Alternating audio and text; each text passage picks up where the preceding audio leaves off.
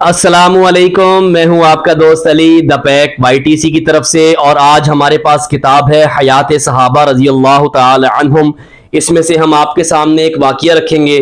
میرے دوستو، یہ واقعات، یہ احادیث، یہ میری اور آپ کی کسی عام شخص کی نہیں، یہ میرے اور آپ کے آقا دونوں جہانوں کے سردار محمد صلی اللہ علیہ وسلم اور ان کے اہل بیت اور ان کے صحابہ اکرام کے واقعات ہیں۔ میرے دوستو، رسول اللہ صلی اللہ علیہ وسلم پہ میرا گھر بار، ہمارا سب کچھ، عزت، دولت، شہرت، ماں باپ، بہن بھائی، بیوی، بچے، جان مال، سب کچھ قربان۔ میرے دوستو، اللہ پاک مجھے یہ سنانے کا اجر عطا فرمائے، اللہ پاک آپ لوگوں کو سننے کا اجر عطا فرمائے۔ میرے دوستو، اللہ پاک نے ہمیں اس کے لیے چنا ہے کہ ہم آپ تک یہ احادیث اور یہ واقعات پہنچاتے ہیں۔ اللہ پاک اس میں کمی پیشی معاف فرمائے، اور اللہ پاک قبول فرمائے ہمیں اپنے سامنے اور اپنے رستے میں۔ میرے دوستو، حیات صحابہ رضی اللہ تعالی عنہم میں سے ایک واقعہ آپ کے سامنے رکھیں گے، جس کا عنوان ہے صحابہ اکرام رضی اللہ عنہم کا افراد کو انفرادی طور پر دعوت دینا۔ حضرت ابو بکر صدیق رضی اللہ تعالی عنہ کا انفرادی دعوت دینا۔ بسم اللہ الرحمن الرحیم۔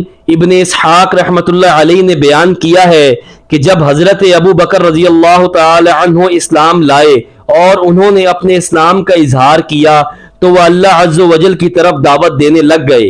حضرت ابو بکر رضی اللہ تعالی عنہ سے ان کی قوم کی بڑی الفت اور محبت تھی۔ وہ نرم مزاج تھے اور قریش کے نسب نامے کو اور ان کے اچھے بڑے حالات کو سب سے زیادہ جاننے والے تھے۔ بڑے با اخلاق اور بھلے اور نیک تاجر تھے۔ ان کی قوم کے لوگ ان کے پاس آیا کرتے تھے۔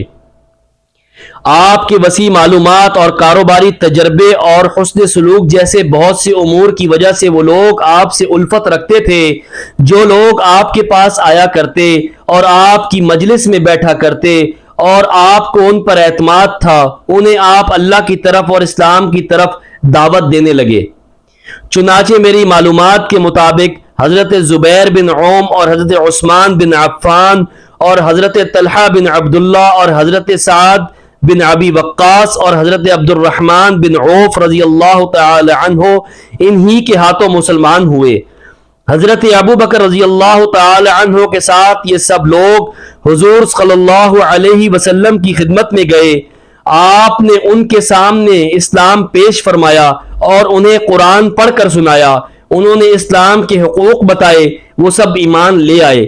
اسلام میں سبقات کرنے والے 8 آدمیوں نے حضور صلی اللہ علیہ وسلم کی تصدیق کی اور جو کچھ اللہ کے پاس سے آیا اس پر ایمان لائے۔ ایک اور واقعہ، حضرت عمر بن خطاب رضی اللہ تعالی عنہ کا انفرادی دعوت دینا۔ اسبق رحمت اللہ علیہ کہتے ہیں کہ میں حضرت عمر بن خطاب رضی اللہ تعالی عنہ کا غلام تھا اور میں عیسائی تھا۔ آپ میرے سامنے اسلام پیش کرتے رہتے تھے اور فرماتے تھے، اگر تو مسلمان ہو جائے گا تو میں اپنی امانت کے سنبھالنے میں تجھ سے مدد لے سکوں گا، کیونکہ جب تک مسلمانوں کے دین کو اختیار نہیں کرو گے اس وقت تک مسلمانوں کی امانت کو سنبھالنے کے لیے تم سے مدد لینا میرے لیے حلال نہیں ہے۔ میں ہمیشہ انکار کرتا رہا۔ آپ فرما دیتے، دین میں جبر نہیں ہے۔ جب آپ کے انتقال کا وقت قریب آیا تو میں عیسائی ہی تھا۔ آپ رضی اللہ تعالی عنہ نے مجھے آزاد کر دیا اور فرمایا، جہاں تیرا جی چاہے چلا جا۔ حضرت اسبق بعد میں مسلمان ہو گئے تھے۔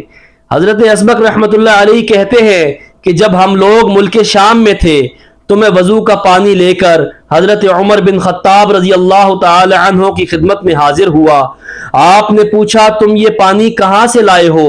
میں نے کہا، اس میٹھے پانی ایسا میٹھا پانی کبھی نہیں دیکھا اور بارش کا پانی بھی اس سے عمدہ نہیں ہوگا۔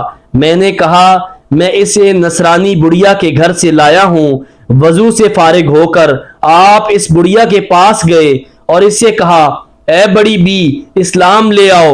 اللہ تعالیٰ نے محمد صلی اللہ علیہ وسلم کو حق دے کر بھیجا ہے۔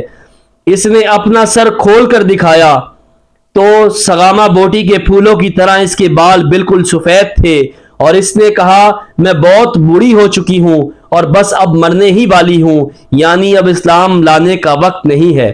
حضرت عمر نے فرمایا، اے اللہ، تو گواہ رہنا۔ میرے دوستو، یہ حیات صحابہ رضی اللہ تعالی عنہم میں سے ہم نے آپ کے سامنے ایک واقعہ رکھا، حضرت ابو بکر صدیق رضی اللہ تعالی عنہ کا افراد کو انفرادی طور پر دعوت دینا اور ان